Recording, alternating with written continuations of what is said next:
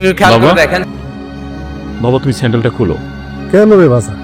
খুলো না বাবা, দাঁড়াও আমি খুলে দিচ্ছি। দাঁড়াও উঁচু তোরা পায় দাও। তুই পাগলামি শুরু করছো। ও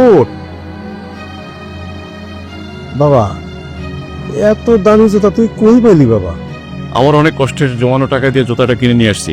তাই বলে এত দামের জুতা? সেই ছোটবেলার থেকে দামি দামি পোশাক, দামি দামি জুতা এগুলি পরে আসছো। তুমি কখনো তোমার নিজের জন্য একটা দামি পোশাক, একটা দামি জুতা কখনোই পরো নাই। এই শীতে তুমি দোকানে যাও, তোমার পায়ে তো ঠান্ডা লাগে বাবা।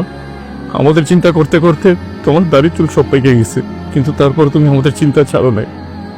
আমি বাবা বুঝতে শিখেছি, তাই চিন্তা করো আমার বাবা আমাদের জন্য এত কিছু করতেছে, আমি বাবার জন্য কিছুই করতে পারতেছি না।